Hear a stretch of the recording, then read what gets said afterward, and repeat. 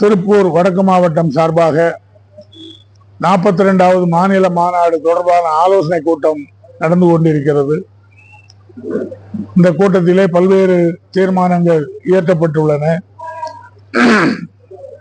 அதே நேரத்தில் தமிழக அரசு உயர்த்தியுள்ள சொத்து வரி உயர்வையும் வணிக உரிம கட்டணம் 650 ரூபாய் இருந்ததை 3500ஆக கூட்டியிருக்கிறார்கள். அதுவும் 3 வருடத்திற்கு இப்பொழுதே கட்ட வேண்டும் என்று தமிழ்நாடு முழுவதும் வணிகர்களை நிர்பந்தம் செய்கிறார்கள். நாங்கள் மாண்புமிகு அமைச்சரையும் சென்னை மாநகர ஆணையாளரையும் மாநகராட்சி ஆணையாளரையும் சந்தித்து முறையிட்டோம்.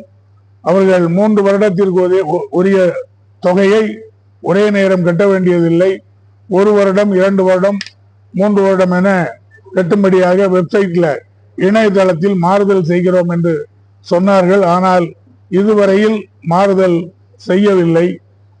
இதை கண்டித்தும் சொத்து வரியையும் வணிக உரிம கட்டணத்தையும் குறைக்க வேண்டும் என வலியுறுத்தி வருகிற மாதம் கூடிய விரைவில் தமிழகம் முழுவதும் அனைத்து மாநகராட்சி முன்பும் ஆர்ப்பாட்டம் நடத்த திட்டமிட்டிருக்கிறோம்.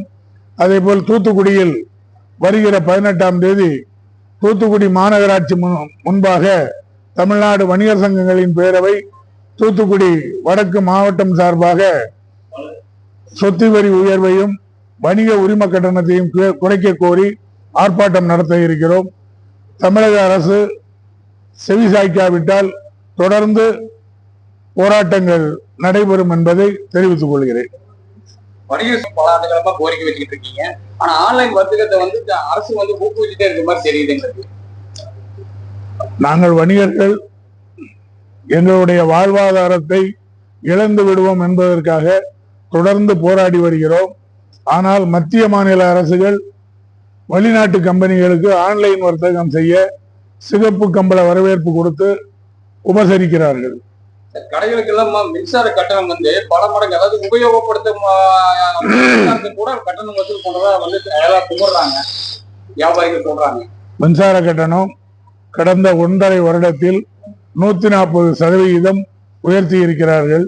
இதை கண்டித்து தமிழ்நாடு வணிகர் சங்க பேரவை தொடர்ந்து குரல் கொடுத்தும் போராட்டம் நடத்தி கொண்டும் இருக்கிறோம்.